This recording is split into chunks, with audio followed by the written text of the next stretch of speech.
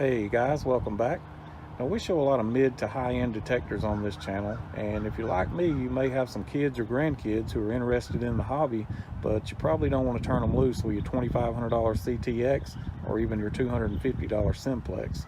So I've been on the lookout for a detector in the $100 price range that still has decent features and is something they can grow with.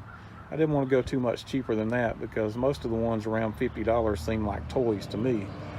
Anyway, this one, I don't know much about the brand other than it seems to get pretty good reviews on Amazon, but it seems to have decent features. It has a pinpoint mode, it has a backlit display, and the model is a MROG 810. So today I thought we'd do an unboxing, do an assembly, maybe do some air test, and try it out on some targets in the ground. So stand by and we'll get started. Okay, let's see what we got here.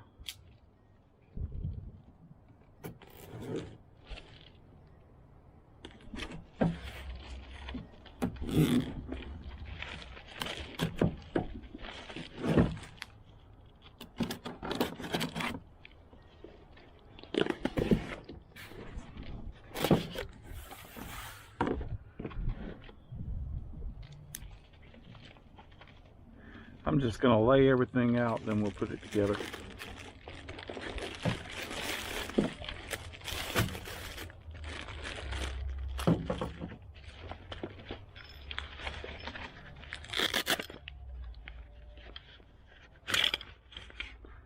Looks like they included a little trench shovel. That's a good thing. That'll keep them from asking to borrow mine every 5 minutes.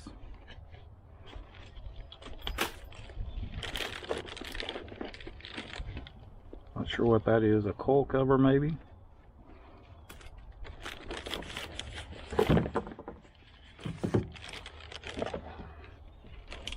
And a little plastic rake.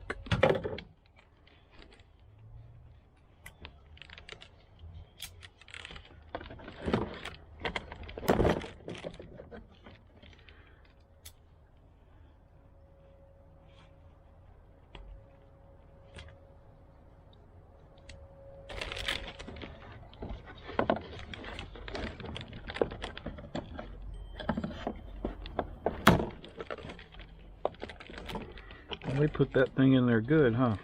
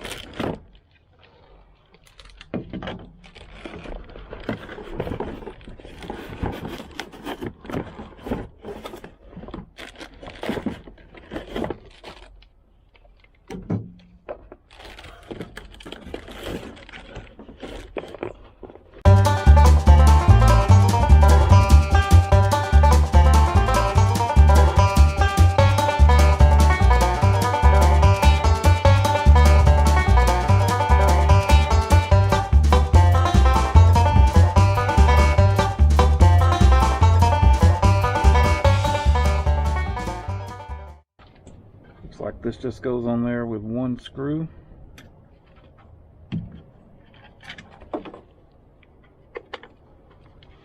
Yeah, you push it down and slide it forward.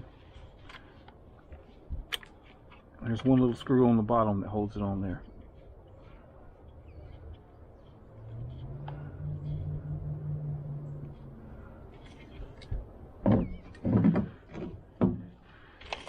Okay, that's a pretty good size coil for a detector in this price range. Let's see what it is.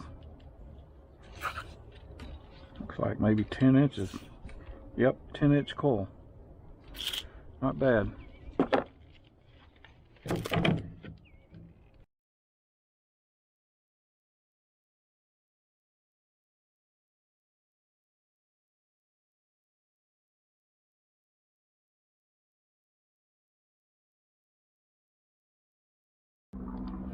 All right.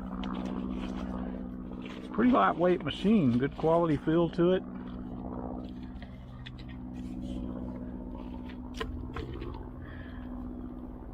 Not bad.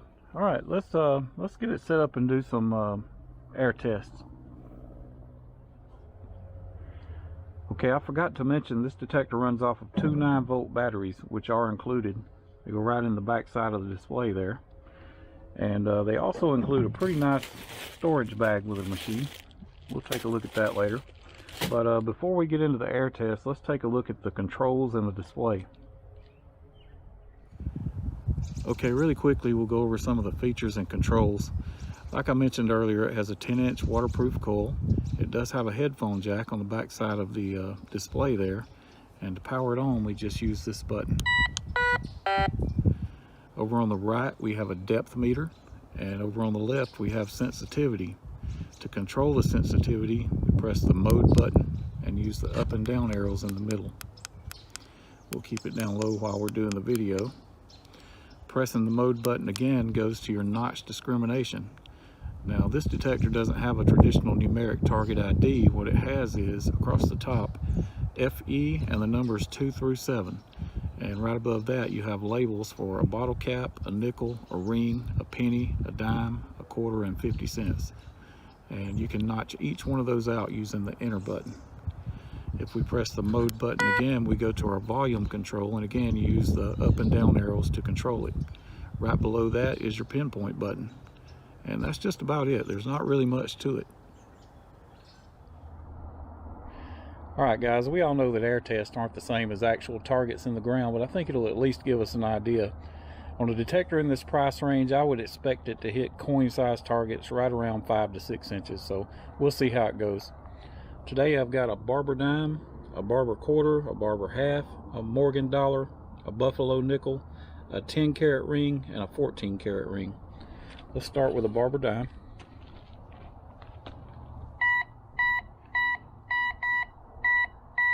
There's 6 inches, 7 inches, and that's about it. So about 7 inches on a silver dime, not too shabby. Next up is the Barber quarter.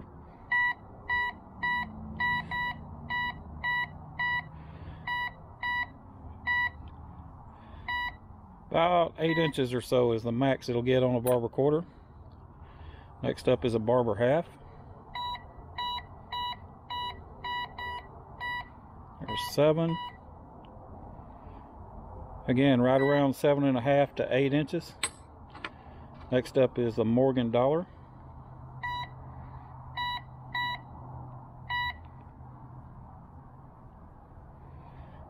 Well, that's odd. It's only getting the Morgan dollar out to about 6 inches. I figured it'd go a little deeper on that one. Next up is a Buffalo nickel.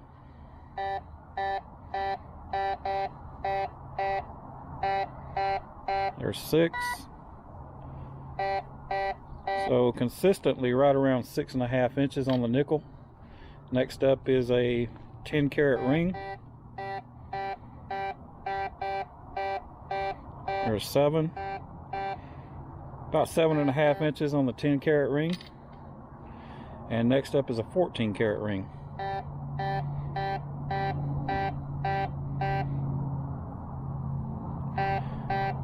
Right around 6 inches on the 14-carat ring. So not too shabby, a little better than what I was expecting. Okay, I've located and marked off a couple of targets with it. Let's see if this thing will actually find something. This one's reading in the penny range. Let's see what it is.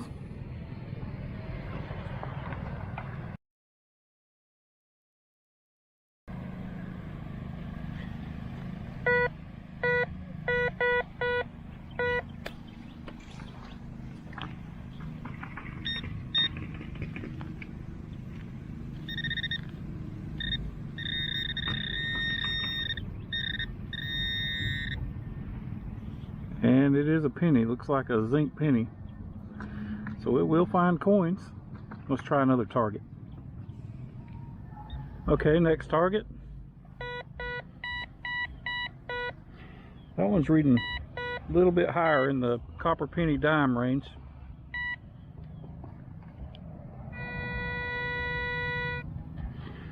Let's see what we got.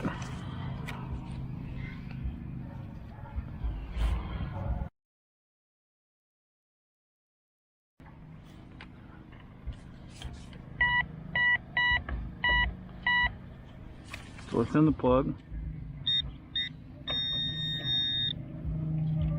And there it is.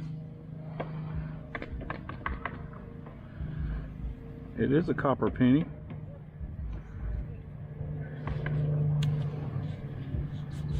One had a little bit of depth to it, probably 4 or 5 inches. Could even be a wheat penny, no. It's just a copper memorial. Alright guys, final thoughts on the Marner 810. We'll start off with the pros, and right off the bat, the #1 pro would have to be the price. I think these are going for right around $109 on Amazon right now, and that comes with a shovel and a nice carry bag, so not a bad deal at all. #2 would be the build quality. I was actually surprised at how well this thing's put together. And #3 would be the ease of use. It's really easy to operate, and it gives you decent performance for what it is. The only real con I've found with this detector is that it needs a stand. You probably noticed when I was doing the air test that I had to tape it to this board to make it stand up on its own. Well, that's because there's no stand on the back, and if you don't do that, it's just going to topple over. So to the manufacturer, if you're watching, put us a plastic stand on the back of this. Make it a lot better. Now, who is this for? Obviously, it's for beginners or someone who's on a really tight budget. My grandkids have been using this for about 2 weeks now, and they absolutely love it. So there you have it, guys. That was the Marner 810. Thanks for watching, happy hunting, and I'll see you next time.